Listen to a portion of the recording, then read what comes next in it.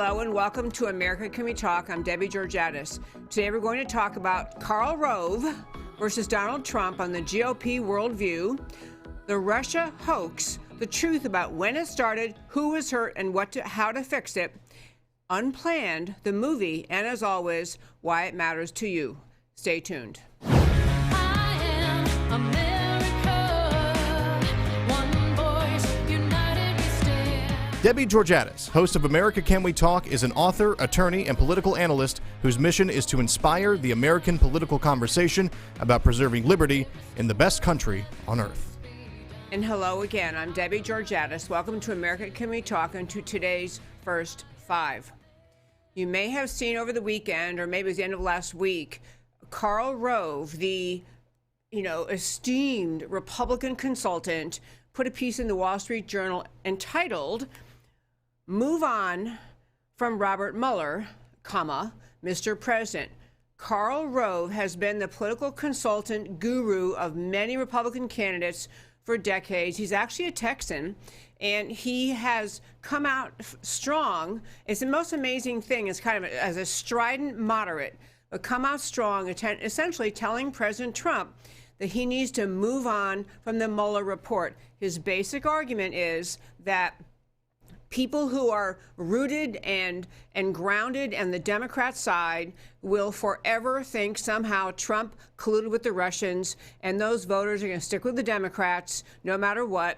And voters committed to President Trump and the GOP side are going to, they know what happened. They realize the entire investigation was a hoax. And so they will be with the president. Basically, Rove's point is all of the alleged wide swath of voters in the middle, the moderates, the centrists, whatever you want to call them, the undecideds, those people are not going to care to hear any more about the Mueller investigation. They don't want to hear it. They're tired of it. It's time to move on and let it go, because continued discussion will not sway that middle swath of voters. Karl Rove is a perfect example of why Republican voters stay home in national elections too long. Karl Rove is leading the charge of the relentless, endless surrender squad of the Republican Party.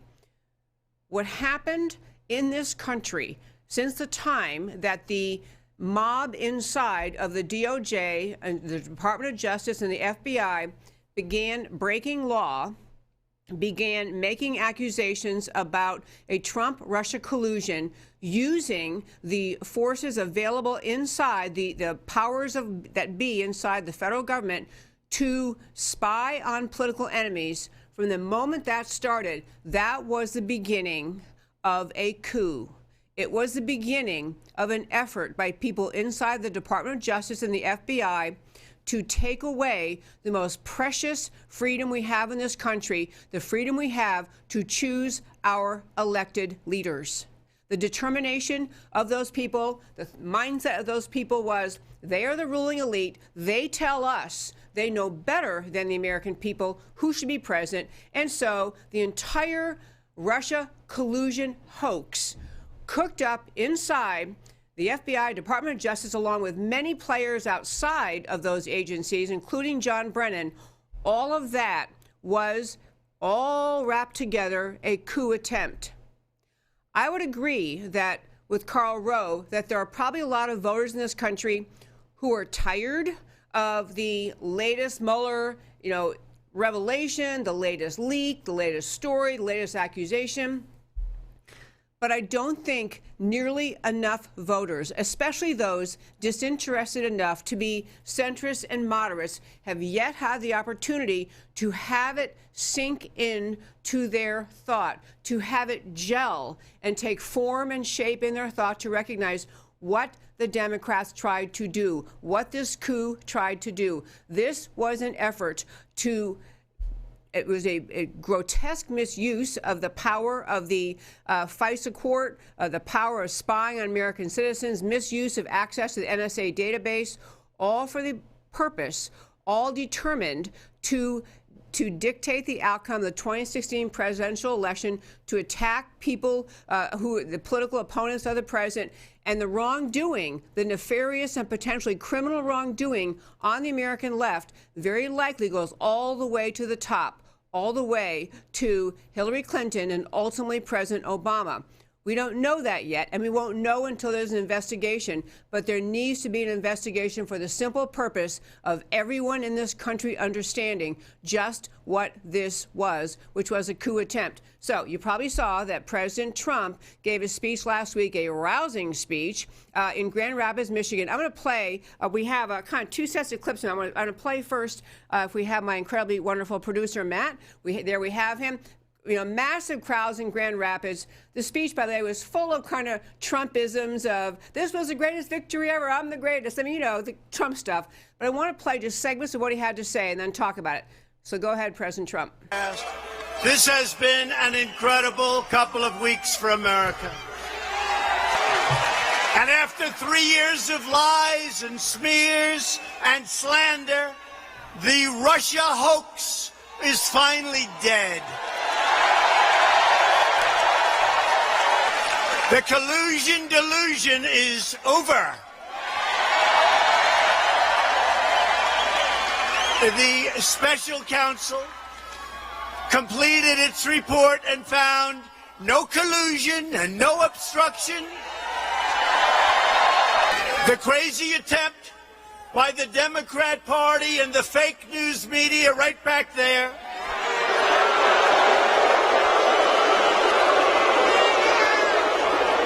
deep state to overturn the results of the 2016 election have failed. This was nothing more than a sinister effort to undermine our historic election victory and to sabotage the will of the American people. The Russia witch hunt was a plan by those who lost the election to try and illegally regain power by framing innocent Americans, many of them. They suffered with an elaborate hoax. They tried to divide our country, to poison the national debate, and to tear up the fabric of our great democracy, the greatest anywhere in the world. Many, many people were badly hurt by this scam. But more importantly, our country was hurt. Our country was hurt. Okay, folks, this is the kind of speech that Karl Rove did not want President Trump to give. But I can't tell you how healthy I think it is for America. I'm Debbie Georgatos. This is America Can We Talk? After this first five, I want to turn and dive in a little more deeply today into what exactly Trump is talking about and what has to happen. Again, what really happened, when did it start, who's responsible, how do we fix it? Be right back.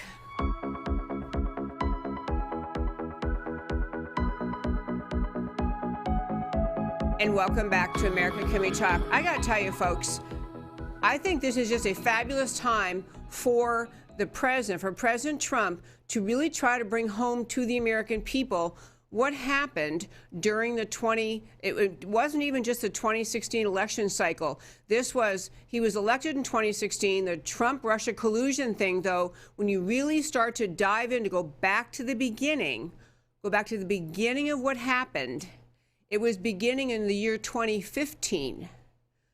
2015 is when, under President Obama, there was grotesque and repeated misuse of the NSA database, querying, which is making an inquiry, querying the NSA database to gather data, to gather names, and to begin and to get information. So they're spying on people through the NSA database.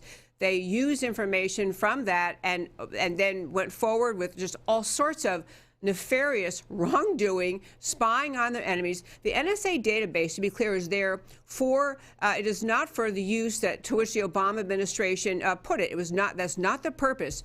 It is actually to uncover when there are foreign agents acting wrongly in this country, or there are people who are engaged in attacks on the country. It's not supposed to be used by the sitting president and his administration to dig in and see if they can poke around like on a fishing expedition, see if they can find something they can maybe use against somebody someday. But that's how the NSA database was being used. This was the very beginning of it is two things at least. It was the very beginning of this effort to use our national security agency's abilities and data to undermine an opposition candidate. And it also, though, is a real window. It is one of the windows that we have to open wide, one of the windows on the mindset of the American left throughout this entire process. There was no one, apparently, inside the NSA or anywhere else in the federal government aware of this, questioning what was happening, questioning the extensive overuse of the NSA database, questioning whether or not this was really the appropriate use of that. So this is starting back in 2015. That was the beginning of this effort. And then we rolled into it, and we've been over this story so many times on this show, but it really matters for what we're talking about today, what Trump said last week and what Karl Rove had to say in his Wall Street Journal editorial. Because Rove is saying, move on. You can't win any middle. He thinks he's being a strategist. You can't win this wide swath of middle of the road voters. These, the perpetually undecided or swing voters. So you got to persuade them on policy. And Trump is, at least as of now, saying no. We need to get to the bottom of this. In fact, one of Trump's tweets over the weekend that it probably is making a lot of people nervous. He tweeted, "Everybody's asking how the phony and fraudulent investigation of the no collusion, no obstruction Trump campaign began. We need to know for future generations to understand this hoax." This is a Trump tweet. "This hoax should never be allowed to happen to another president or administration again." And again, my central point to start with on this is there are millions of Americans. In fact, you see them commenting online and after articles on Facebook saying, oh, come on, okay, no collusion. Can we move on? Let's just get past this. And they're sick of it. If they knew how profoundly consequential, how profoundly wrong, and how profoundly disturbing the conduct was inside the FBI and the DOJ, and frankly within the Obama administration, perpetrating and perpetuating this effort to undermine political enemies, and they let that sink in, what they would begin to see was this is way more than just a run-of-the-mill political battle. This was a truly, nothing like it in American history, record-setting in a bad way, political scandal. It was the scandal of the century, probably the scandal of certainly within Washington, scandal of a presidency. This makes Watergate look like the moral equivalent of chewing gum in class. I mean, Watergate was nothing compared to what happened here. So for Karl Rove to weigh in and say, and he's influential. People say, well, Karl Rove, he's a really great advisor. He's way tuned in to voters and their views, and he knows how that, this undecided or these swing voters think, and maybe we should listen to him. It's not just that President Trump will win the discussion if he keeps it up, but it's even bigger than that. It's so important for Americans to start to understand how corrupted these federal agencies were and are. And I say are because you are not hearing very many people, step up and question what is happening, what did happen, especially on the American left. You do not hear Democrats saying, actually, that was pretty bad that the FBI used the Russian dossier to go get FISA court warrants. You don't hear Democrats, any leaders of the Democrat Party, or the senior thought leaders of the Democrat Party, the revered figures. None of them are speaking up. None of them are saying, wow, this got way out of control. None of them are acknowledging that for the last, coming up on a year and a half that President Trump has had to deal with this unbelievable, what am I saying, over 2 years, Trump has had to deal with this hoax accusation against him. None of them are pointing out, the Democrats really have attempted to perpetuate a lie. They have run on and given campaign rally speeches and used their opportunities in the media to continue to foment hatred and distrust of the president, all based on a lie. It is only the left who is saying the Rove message, or everyone on the left is saying the Rove message. Okay, I guess Mueller was wrong. Let's move on. Not all of them, by the way. Adam Schiff is still talking about, he thinks he's going to investigate some more, but this is the idea, and why I'm so concerned about this is because I think there will be people on our side, even during this whole time that Trump has been having to put up with the hoax investigation, a hoax allegation against him, an investigation where he did nothing wrong, where we just had a rogue, and I think of him, Mueller, as a truly rogue prosecutor, just digging and digging and digging and digging, trying to find something. Trump has been pretty much alone standing up for himself.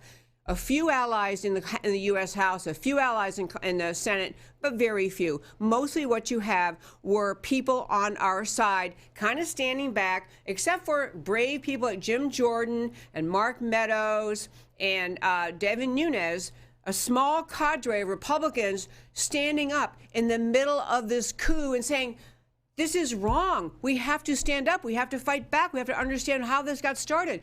We have to hold people accountable for how they acted. You've had a handful of people on our side saying that. You've had mostly people, even on the Republican side, willing to let this coup attempt to oust the duly elected president of the United States. I want to tell you, there was over the weekend, I'm going to play a little segment in a moment here. Over the weekend, there was or I guess it was last night, a Mark Levin show. He had an interview with two individuals, Sarah Carter and John Solomon. Part of the lesson from this coup has got to be that the media in this country take actual accountability for how it is they got so sucked in to this hoax of a lie of the Russia collusion thing, this sabotaging of the president of the United States. How did virtually every member of the mainstream media get sucked in? Why did none of them do the quality investigative reporting that John Solomon and Sarah Carter did? These two, from the beginning, instead of just getting their news off of Twitter and repeating it in news stories, they actually investigated. They actually interviewed people. They actually followed up and said, and got off their duff, out of their offices, out on the street, found the people to talk to, interviewed them, investigated, asked for proof, asked for documents. They were the ones that kept reporting what was really happening, that this whole thing was a hoax.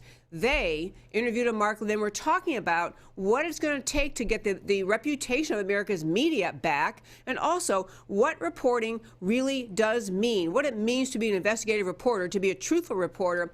And the last thing, what I want you to listen for in this clip we're about to play with John Solomon, is what John Solomon had to say about how he knew he was on the right track, about people who showed up outside his house in the dark of the night in the middle of 2017, people working for the Department of Justice telling him, there's a huge scandal here, you're on the right track, keep investigating. Check out John Solomon, Sarah Carter. I think the industry has to have a moment of introspection after what's happened here, and not some faux introspection where we beat our chest for a couple of days and move on. I think we have to look at how do we practice journalism in the 21st century, where we have Twitter and Facebook and all these outlets to say things. I think one of the great signs that I saw coming of an industry that was straying so far from neutrality was when Twitter started, and you would see these reporters make these extraordinary expressions of opinion. I would have been fired at the Associated Press if I ever said any of those things 20 years ago. And it just opened up a bottle of champagne, a cork popped out, and all of a sudden journalists felt they could just say whatever they wanted. And I learned when I came in, no one cared about my opinion. They want to hear about the facts you have in your notebook. I think we strayed so far from that. We've got to go back and look, how did that happen? And how do we try to resolve what we've done to the industry? We've lost a lot of our credibility. You don't write a story from behind a desk. You go there, you interview the people, you look at them in the face, you ask for documents, you find what their motive is. Do they have a motive for telling you this? What is that motive? Sometimes the motive may be selfish. It may still be the truth, but we need to know what the motive is. That's what we always did. I saw it changing. I saw it shifting. So many journalists in a lot of different newsrooms that I worked in would never leave their desk. They always wanted to have friends, especially in Washington, D.C. There was a big bubble here where people felt that, it was better to be friends with the administration, especially under Obama, President Obama. People really wanted to be friends with the administration, go to their parties, go to their dinners. It became very difficult for them to tell the truth, to tell the stories, to hold these officials accountable. And I think that's what we've seen. Is this how they...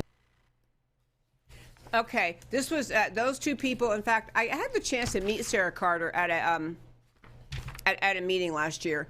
She is the most humble, not publicity seeking, not attention seeking. It was a big room filled with really active political people, and she was very honestly kind of nonchalantly standing to the side. And she is a rock star journalist. Because she and John Solomon, instead of, as she says, sitting at their desk reading a Twitter feed and kind of blathering out some talking points, she investigated, and they're the ones that kept saying that there was a true, deep problem on the American left, within the media. I want to play also. We didn't get to the part about John Solomon. I want to play John Solomon's little clip too.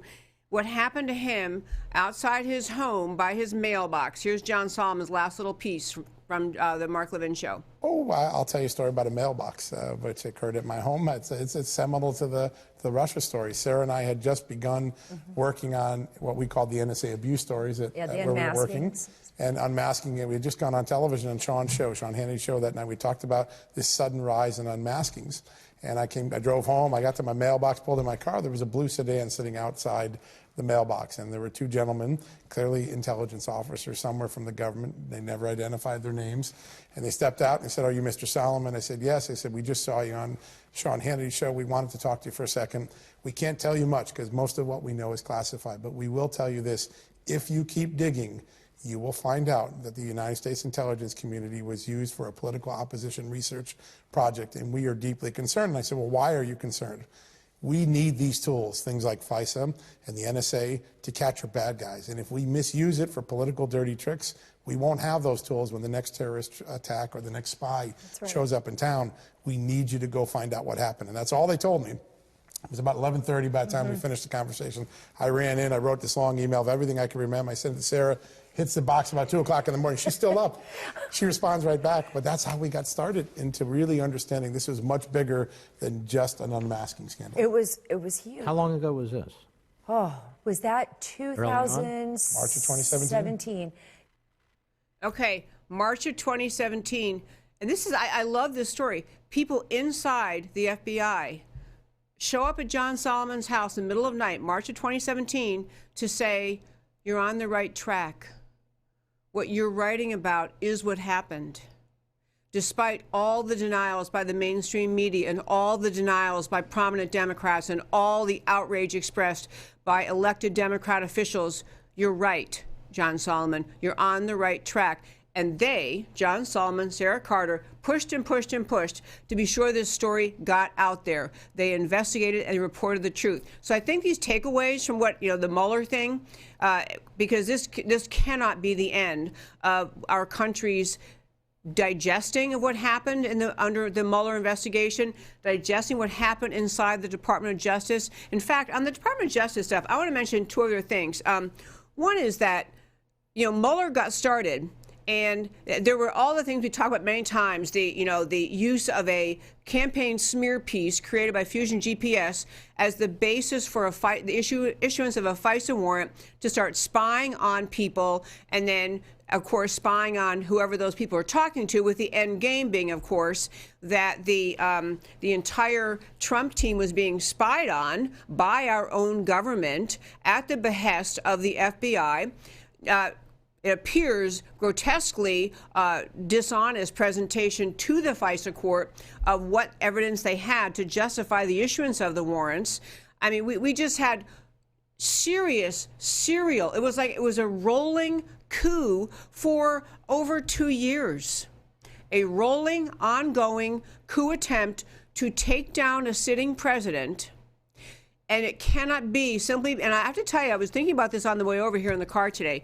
You know, you read about other countries, you know, we live here, we read about things in other countries and, you know, how there was wrongdoing and there was favoritism or a scandal inside the government or a failure to follow the law or an elites who are treated as though, oh, you know, they can't be prosecuted. Everyone knows in these corrupt countries, they don't really prosecute wrongdoers because they're part of the ruling cabal, so nothing happens to them. And we think, well, gee, we're better than that in America because we have the rule of law. We don't have a ruling elite class. We have the rule of law and everyone's subject to it. But if we don't get to the bottom of how it got started, who was involved, what laws were broken, and for those individuals who broke laws, investigation, indictment, arrest, indictment, prosecution, conviction, jail. If we don't do that, if we take the politically correct Karl Rove road and say, well, let's just all prove how mature we are and prove how, we're politically savvy and we've done the calculus and the moderate voters won't like this, or we've done the calculus and people won't like to see, former prominent officials in our government arrested. If we think that the scandal is too much to cringe about, too worrisome, too embarrassing, we are therefore capitulating to losing the precious, unique, extraordinary country we have. We're agreeing it's okay for us to be much more like a banana republic, much more like a communist dictatorship, much more like a government where we have a ruling elite who's never responsible. And this is part of what Karl Rove is all about. And I don't mean just to pick on him, because he's representative of an ilk in the Republican Party who just have torpedoed our party and done very harmful things to this country. Karl Rove and his ilk are part of it. He actually likes to hang out at ruling elite parties and be invited to special events where he's just as cool as Hillary Clinton and her friends. And the whole ruling elite in Washington swamp bubble wants to stay in power. The idea that he, Rove, would ever have supported or would be in any way signaling to Trump that he supports him going after this ruling elite, the ruling elite, Rove doesn't want that on his reputation, doesn't want that on his watch. I'm going to tell you some, go back to the Trump rally. So this is I'm going to tell you two more things about this story for today. One is I'm going to go back to the Trump rally in a moment because he calls for people to be held accountable. The audience, the crowd, loved it. In fact, let me play that clip now. So Trump did this speech in Grand Rapids. This is the second little clip of his that we're going to show you in a moment here. He said that people have to be accountable. This is his quick clip on that, and then I'll tell you something about that. Do we have that? Yeah, we do. Okay. All of the Democrat politicians, the media bosses, bad people,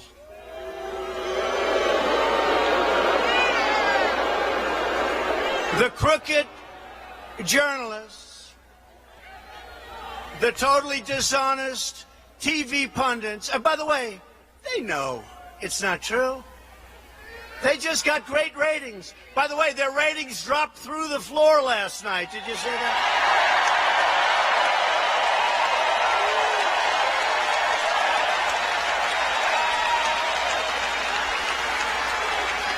And our friends, Tucker, Sean, Laura, through the roof last night.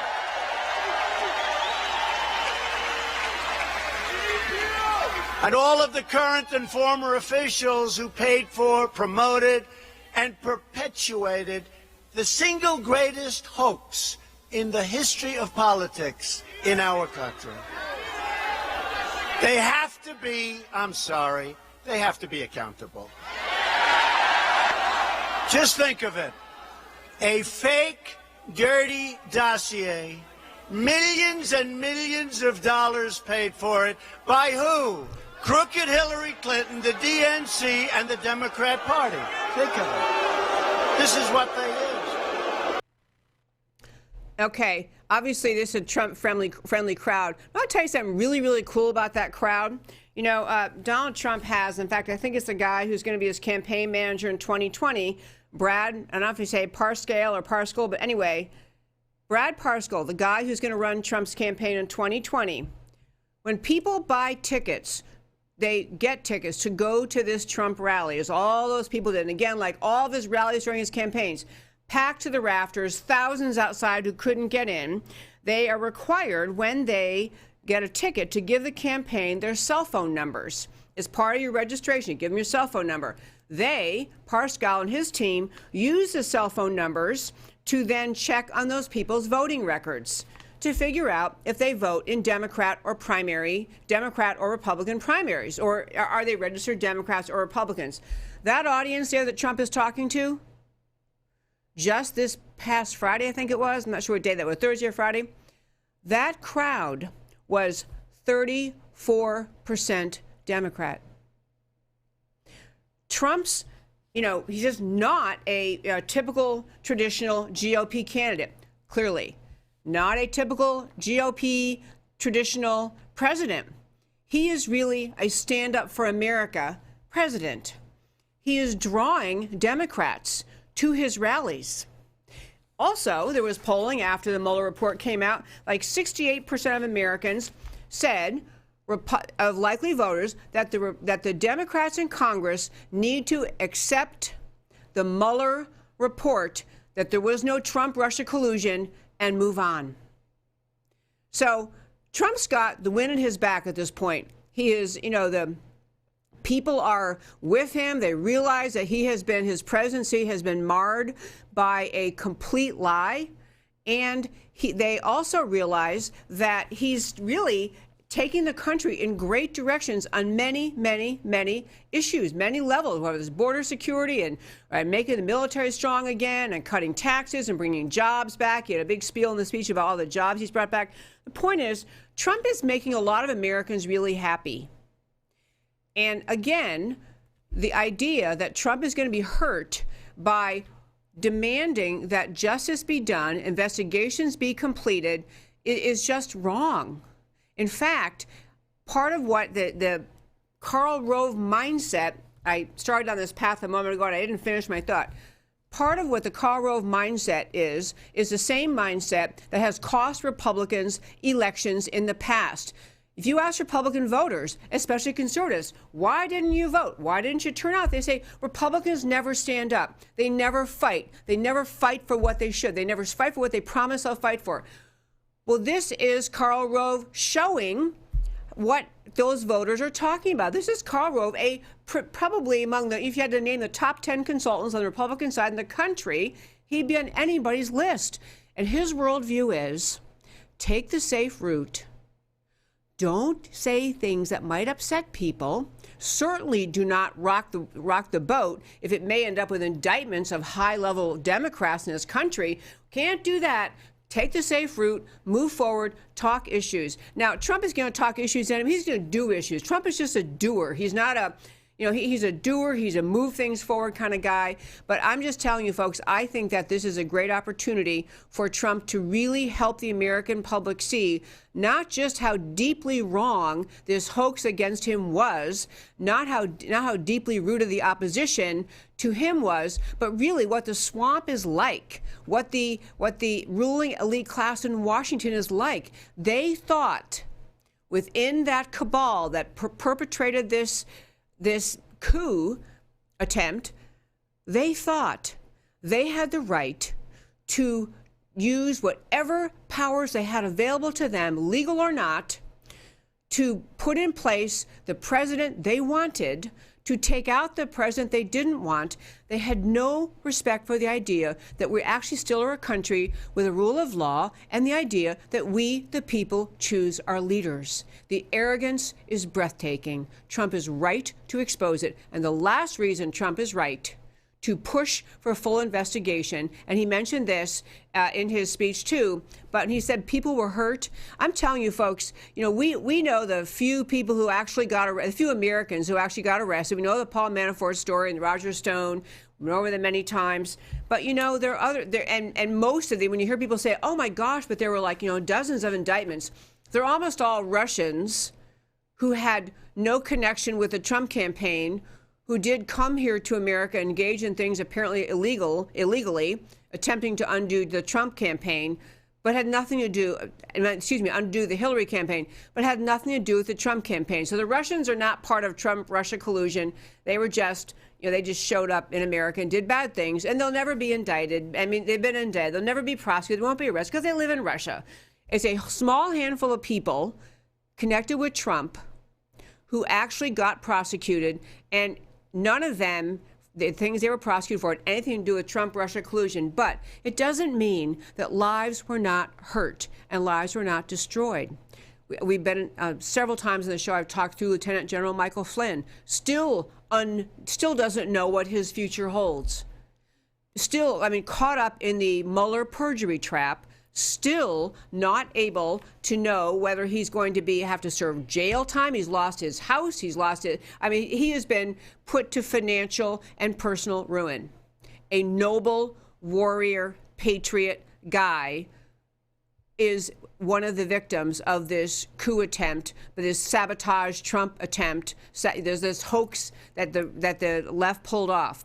But other people you haven't even heard of or not much about. And I want to mention one. If you go to our website, americacanwetalk.org, you can read his story. But Michael Caputo, C-A-P-U-T-O, you know, he's a Trump guy. I mean, he's a longtime Republican consultant. He wrote a piece, and actually Politico, of all places, printed it. But he wrote about what happened to him. Did nothing wrong, to be clear, nothing. What happened to him, being questioned, being harassed, forced to, as he says, bank accounts drained, death threats. He had one guy recently, he finally brought about this guy being arrested who was threatening him. This was the 58th threat of violence against him, all because the media runs stories against a guy who did nothing wrong. And his article, if you go read it on our website, or this is, again, Michael Caputo, you'll see there were dozens of people deeply harmed by the Mueller fraud, by the Russia-Trump hoax, by the effort to sabotage the election and sabotage the President of the United States. People, we have to stand up. We have to demand investigations and justice. And the last piece I'm going to turn to today concerns this movie, changing subject entirely. There's a new movie out that was out just this past week called Unplanned. And Unplanned, the movie, is essentially, it's a movie which is a true story about a young girl's life, a young woman who actually went to college here in Texas at A&M, and out of college began working for Planned Parenthood and moved up in the ranks of Planned Parenthood. She became the youngest director of a Planned Parenthood clinic. So it's a true life story of her and her path, her journey toward finally realizing that she really wanted to protect life. She really wanted to, she didn't want to be part of the abortion industry. And I have to tell you that this movie is, I went to see it on Friday night. I cannot urge you strongly enough, and I don't even know if it's in theaters right now, but it might be. But a couple things about Unplanned. Number one, it's really well done. Number two, it's a true story. It's a story of a young girl lured in from college with all the typical left-wing arguments about, you know, we're just trying to provide choices, we're trying to protect women's health, who finally had the reality hit her when she was actually asked to go in, after becoming a clinic director, actually asked to go in and participate in one of the abortion procedures and recognizing what actually happens. It's a little bit graphic. Okay, it's graphic, but it's not gratuitous, endless graphic presentation, but it gives you enough of a picture to understand what abortion really is all about. And I have to tell you that I hear people say, you know, okay, but the sides are pretty entrenched. You have the pro-lifers, and they believe in life. You have the pro-choicers, they believe in the right to abortion. And, you know, people aren't going to change their minds. So why make movies like this? Why do this? Why stir up? You can't convince people. But actually have some fabulous data to share with you, because you actually can convince people. people do change. Hearts and minds are changed. There was a bit of polling done by Marist polling relating to people's views on abortion.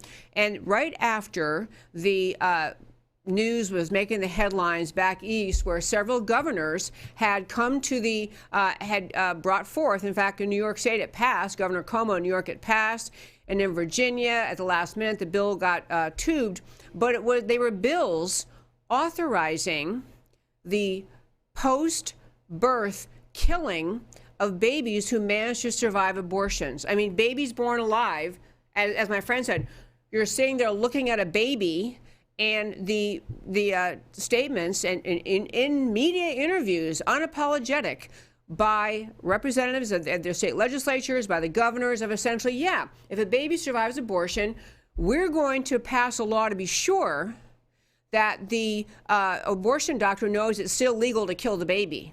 I mean, I got to tell you, I think that this movie, I really urge you to see it. And even if you are maybe a little bit more sympathetic to the pro-choice side, which a lot of people have wide range of views in these things, just to know what the facts are, just to understand what abortion really is. So there isn't this notion it is just a cluster of cells. It is, it's very moving. It's a very, very good movie. I'll tell you something else that really struck me about this movie. I read this story later, and that had to do with a commentary, a bunch of interviews done with people who moved to America from communist China. And one woman in particular wrote out her story, and her name is Saga Zhou, Z-H-O-U. She came from China in 2009. One of the most poignant things she talked about was how in communist China, when they got so determined, this one child per family law, that China then began forcing women to have abortions. If they married women who had one child, you've had another one on the way, you're forcing abortions, forcing late-term abortions, even over the protests of the family, the mother, everyone, forcing abortions in the millions. And what she was talking about, this woman talking about watching today's Democrat Party and their strident advocacy for abortion at any stage or even after birth, she's saying, this is too scary. This is too much like the communists. The communists work so hard to cause people to simply devalue human life. Their point of the government was to insist that people do not attach value to life. And she's saying the Democrat Party in America is becoming way too much like the Communist Party in China.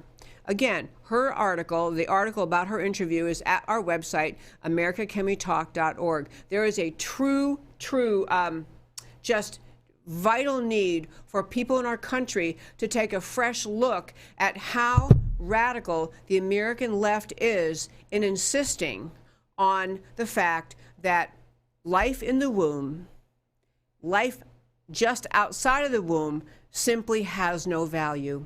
It's really important. It's an eye-opening thing. So I urge you to see Unplanned, read this article, and then I'm so grateful that people are still out there doing things like this, making movies like Unplanned, continuing the American conversation, because some stats I'll share with you in a moment, thought is shifting on this topic. And now for the final thing I love to do, as I always say, at the end of the show, we do a quick hit the points that matter, the why it matters to you from this show. And I hope you will take these to heart, remember them, what the show is about. But on the very first one, why this, what matters to you, why this matters to you, why Trump should talk about the Mueller report, and why it matters to you. One of the main investigators is approached in the middle of the night. People inside the Department of Justice know this is wrong. Karl Rove is out of touch with reality. Trump is on track. Even in the DOJ, people knew this was wrong. Solomon was approached by DOJ people urging investigation. Number two, 34% of that Grand Rapids rally were Democrats. Trump's pro-America message is working. What he is doing in demanding an investigation into what happened inside the DOJ is standing up for America. America does know, and they deserve to know what the truth is. This truly is the biggest scandal in American history. Next slide. What about the Russian hoax? When did it start? I didn't get into the detail I meant to today, or I would have liked to today, but in April 2017, the head judge of the FISA court issued a ruling. Rosemary Collier issued a lengthy opinion and blistering opinion of the parts you could even read about the misuse of the FISA, of the NSA database, the FISA court warrant process. She was blistering in her condemnation of the conduct. The names of the groups that were given access to the NSA database that weren't supposed to have it are names tied to the American left. We need to demand, like Fusion GPS, like CrowdStrike, those groups. So I'm telling you, we can take steps and do a lot to uncover when the Russia hoax started, and the reason the left does not want this to happen is because if you realize that all of this Russia-Trump collusion was actually just an extension of an ongoing coup attempt, an ongoing abuse of power by the DOJ from 2015, it changes everything. We need to get them to release a fraudulent misuse of NSA database, release all the, if you can do a full screen if you can, release all the struck page text messages, declassify the entire Carter page FISA court. Last thing for today, the Unplanned movie. I cannot urge you strongly enough. See it, think about it, share it with your friends. The Communist Party mindset is just like that of the Democrats, trying to convince you that life doesn't matter. Why would any party push devaluing life? You tell me a good reason. Conversation and truth does change thinking. Here's one quick poll, the Marist poll. Americans under 45. Now, today, here as we sit, April 1st, 47% pro-life, 48% pro-choice, half and half. Just January of this year, just 4 months ago, 28% pro-life, 65% pro-choice. So even younger Americans are coming around to realizing life matters. I'm Debbie Georgatos. This is America Can We Talk. Come back every day, Monday through Thursday, 3 p.m. Central, where I always talk truth about America because America matters. I'll talk to you tomorrow.